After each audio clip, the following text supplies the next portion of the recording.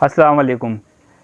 ابھی 12 اگست والے دن ایک واقعہ رونما ہوا جس میں سلمان رشدی ملعون کو جس پر ایک قاتلانہ حملہ ہوا، جس میں وہ سلمان رشدی ملعون مرتے مرتے بال بال بچا۔ اور اس واقعے کے بعد بہت زیادہ سلمان رشدی ملعون کی خبر تیزی سے وائرل ہونے لگ گئی کہ اس پر حملہ ہوا ہے۔ تب جا کے لوگوں کو یہ معلوم ہوا کہ سلمان رشدی ملعون بھی کوئی ایسا شخص ہے جس نے توہین رسالت، توہین مذہب کی ہے۔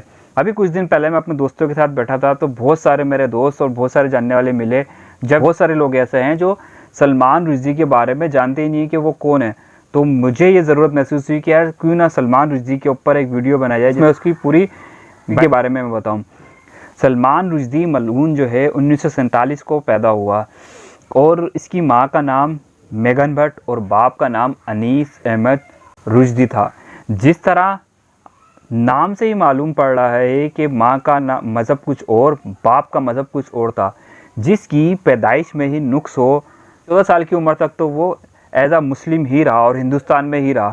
اس کے بعد وہ برطانیہ چلا گیا، وہاں جا کر اس نے اپنا مذہب چینج کر لیا۔ پیشے سے وہ مصنف تھا، رائٹر تھا۔ 1981 کو اس کو ایک کتاب کے اوپر ایوارڈ ملا۔ یہیں سے پتہ چلتا ہے کہ یورپی ممالک نے ایک ایسا شخص چن لیا تھا جو آگے چل کر جس سے یہ بڑا کام لینا چاہ رہے تھے، اور یہی ہوا۔ 1988 کے اندر اس نے ایک کتاب لکھی جس کا نام تھا دی سیٹینک ورسز۔ اس کتاب کے اندر توہین رسالت اور توہین مذہب دونوں کی گئی تھی۔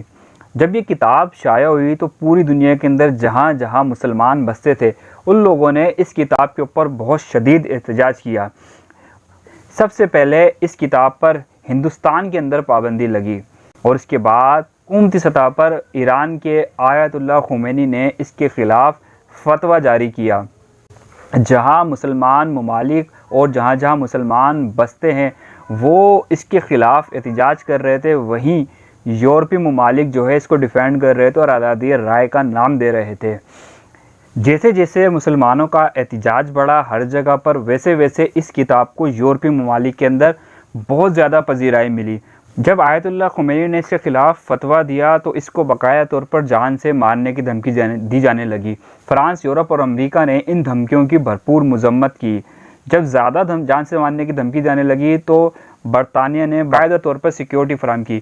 یہ پہلا واقعہ نہیں ہے کہ اس طرح کسی نے توہین رسالت، توہین مذہب کی ہو اور برطانیہ نے اس کو سیکیورٹی دی ہو۔ اس کے بعد بھی بیشتر واقعات ہوتے رہے ہیں۔ یورپی ممالک اس طرح کے لوگوں کو جو دین اسلام کے خلاف کچھ بھی زہر اگلتے ہیں ان کو باقاعدہ طور پر حکومتی سطح پر سیکیورٹی دیتی ہے۔ 12 اگست کو جب اس پر حملہ ہوا تو یہ بچ جاتا ہے۔